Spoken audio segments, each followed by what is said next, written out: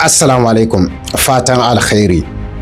Wannan bidiyon na yi shi ne da mutanen da suke 'yan ƙasar Nijar na asalin ƙasar Nijar, wa'anda ba za su iya sai da asalinsu ba da ƙasarsu saboda a ba su kuɗi. Na yi shi ne da 'yan Nijar wa'anda suka san cewa kakin nan su sun yi yaƙi shekara 2000 da suka fice saboda kafa ƙasar Nijar da 'yancin ƙasar Nijar. Idan kana ɗaya daga cikin wa'annan mutanen, to ka raba wannan bidiyon sannan kuma ka saurari wannan bidiyon sai ƙarshe, sannan ka yaɗa shi saboda wasu su saurara. Ba ƙasa ce ba wadda ta zama ƙasa ce ta wasa, ba ƙasa ce ba wadda ta zama ba ta da tsaro. Abin da ya faru, gwamnatin da ta yi hukunci lokacin albashir shine kawo wannan mutanen ya ba su makamai saboda su yaƙi sauran ƙabilu wanda suke neman haƙƙinsu. Ai ka san Sudan akwai wani gari wanda ake cewa Darfur, to gari ne wanda ya zama iya da arziki, iya da alkhairi sosai. To albashir lokacin da akan hukunci a wannan yankin, kaga ba sa da wutar lantarki, ba sa da asibitoci, ba sa da hanyoyi, ba sa da komi. To Umar al-Bashir lokacin da ya kan hukunci suka ce ma Umar al-Bashir suna so a ba su haƙƙinsu, suna so a kawo musu wannan abubuwan. Umar al-Bashir baya so, sannan kuma Umar al-Bashir sai dai ya sa 'yan uwan shi wanda suke na kusa da shi, 'yan uwan shi akan hukunci, ka gane. Suka ce suna so su ma su shiga cikin hukunci. Umar al-Bashir baya barin su. Kaji abin da yasa suka ɗauki suna neman haƙƙinsu, saboda Umar al-Bashir baya ba duk wani baƙin mutum haƙƙin shi, ka gane. Kaji abin da ke faruwa a Sudan. Wannan mutanen ma wanda ya kawo su ya ba su makamai, ya ba su makamai ne da sunan Larabawa, saboda Laraba ne 'yan uwan shi, saboda su yaƙi wannan baƙaƙen mutane. To su ne nan suka mai juyi. Abun da ni nake so in gaya maka, ƙasar Nijar tana da ƙarfi, tana da tsaro, amma daga cikin maganganun da ni yanzu nake ji suna fitowa da larabci, suna faɗin cewar suna ba 'yan larabawan ƙasar Nijar shawarar cewar su shiga cikin hukuncin sojoji, su shiga hukuncin wa suna ce mishi gendarmerie o police, saboda yani ta wannan hanyar za su zama suna da ƙarfi a cikin ƙasar Nijar. Ta wannan hanyar za su iya yaƙar ƙasa, saboda su amshi ƙasa daga hannun wannan baƙaƙen mutane. Haka suke faɗi. Yanzu nan ina da record ba sa da adadi a nan a wajena wanda suke faɗin wannan maganganun da larabci a gaskiya. Kuma wannan mutanen su matsalar su yani wanda suke a Chadi, wanda suke a Sudan, wanda suke a Mali, wanda suke a ina, har kasashen Laraba irin na Algeria, na Libya, na waye duk suna tsoma bakin su, yani suna goyon bayan wayannan mutanen Larabawa. To kaji abin da ke faruwa. Shi yasa a cikin kasar Nijar dole mutane ya zama kansu ya waye, su san abin da ke faruwa. Idan balarabe ne kamin ya shiga cikin hukuncin soja, a san shi wane ne, ko meye matakin, mene shi, me yasa yake so shiga sojan ma.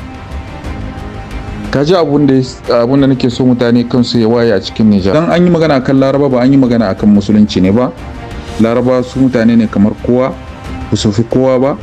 Saboda ina kallon da dama a cikin kasar Nigeria, idan aka ce balarabe ko aka zagi balarabe, sai gani suna ganin kamar wai an zagi musulunci. Mu yanzu kaga a cikin Sudan, mu ai tare da Laraba muke, muna kallon su. Mutane wanda suke rike da addini, kaga bakaken mutane a cikin Sudan su ne suke rike da addini. Kaga a cikin Sudan su ne nan ma suke kashe mutane, ka gani ko? Ai a magana ta kasar Sudan ba wai ba ta da tsaro ne ba. Lokacin hukuncin albashir shi ya kawo wannan mutanen, ya ba su wutace, bindigogi, saboda su yaƙi mutane, ka gane. To bayan wannan hukuncin na albashir ya salwanta, kaga kasar Imarat Dubai har ƙasar Saudiya suka shigo suke ba wa'innan larabawan bindigogi. Kaga yanzu duk inda aka kai musu hari, ka gane, duk wutacen da ake kamowa daga hannun wannan mutanen za ka samu bindigogi ne wanda suke zuwa daga ƙasar Dubai, Imarat, daga Saudiya, daga ina. Ka gani abun da yake faruwa. Mana kaga abun da ya samu a Sudan, inda ba dan kasashen Larabawa ba suna taimaka ma wannan mutanen, da yanzu yaƙi a cikin Sudan ya ƙare. Amma ba zai ƙare tun da ana ba su taimako. Kaga wani hari da aka kai musu wancan sati da ya wuce, wutacen da aka kamo a hannunsu yawansu ya ɓaci.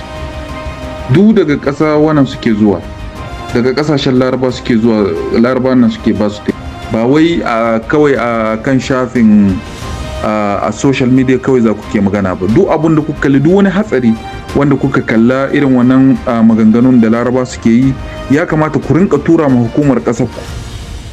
Ya kamata ku rinka tura ma hukuma don ta san abin da yake faruwa.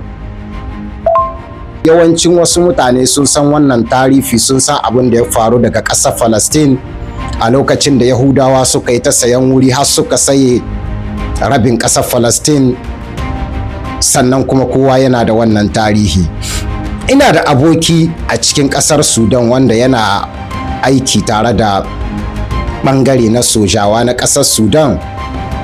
Wannan abokina ne wanda mun ka zamna da shi wani lokaci, kuma ya turo mini wasu bokaluka wanda ina son ka saurara. Ina so ka sani in dai kakin nan ka sun yi yaƙi shekaru dubaye da suka fice, to ka san wace ce ƙasarka. Sannan muna kira da gwamnati da cewa duka wani ɗan gudun hijira da ya shigo ta iyakan Nijar a yi ƙoƙari a maida sa ƙasarsa, ko takardar zaman ƙasa kar da a bashi, balle takardar zama aifuwa. Muna kira da gwamnatin Nijar, ku kiyaye, ku aza dokar da za ta hana a saida ma ɗan wata ƙasa wuri ya zamna ko ku yi gini. A bisa doka ya kamata a ba ɗan ƙasa wanda ba ɗan ƙasa ba wuri ya yi haya. Amma kuskuren da kuke yi shine kuna ba wasu 'yan ƙasa takardun ƙasa wa'anda suka shigo ƙasa. Kuskuren da aka yi a baya cikin siyasa, wasu mutane da yawa an ba su takardun zaman 'yan ƙasa, hatta kai suna da bakin da za su fitowa su gaya ma gwamnatin ƙasa magana. Ku yi haƙuri, ba na magana wannan saboda in ci zarafin kowa ko cin mutuncin kowa. Ina magana ne bisa kai da abin da ya shafi tarihi. Saboda haka kada kai mini lalafayinta, saboda ba al'ada ce ta ce ba ni cin mutuncin wani mutum. Saboda haka kuna kuskure saida ma wani ɗan ƙasa wuri. A ƙasar Nijar ne kawai ake saida ma wani ɗan ƙasa wuri da ya zo ya zamna. A ƙasar Nijar ne kawai a shekara guda ake ɗaukar takardu a miƙa ma wani ɗan wata ƙasa, wanda idan ya zamna bayan shekara 40 zai fito ya ci zarafin 'yan ƙasa. Ina son ku sani wannan ajanda ta a kori 'yan ƙasar Nijar ko a maida su bayi, wannan ba ajanda ce sabuwa, ajanda ce wadda aka kulla ta kamar yadda aka yi ƙoƙarin kulla ta a ƙasar Sudan. Wannan ita ce ajandar da aka so a kulla a cikin ƙasar Nijar. Ku kula, ƙasar ku tana da muhimmanci. Ku kula, duk inda kun ga wasu 'yan gudun hijira sun shigo ko wasu baƙi daga cikin ƙasashen da ba ƙasashe, ku gaya ma gwamnatin ku a maida su a inda suka fito. Sannan kuma gwamnati ku sani, ba mu ba ku umarni, amma ku sani kuskuren da an kai baya na ba wasu mutane 'yan gudun hijira takardu na zaman ƙasa, wannan kuskuren ka a sake maimaita shi. Saboda mu fa kakin nan mu suna raye, mun san tarihin kakin nan mu wa'anda suka yi yaƙi, suna raye ba su mutu ba, akwai su saura har yanzu.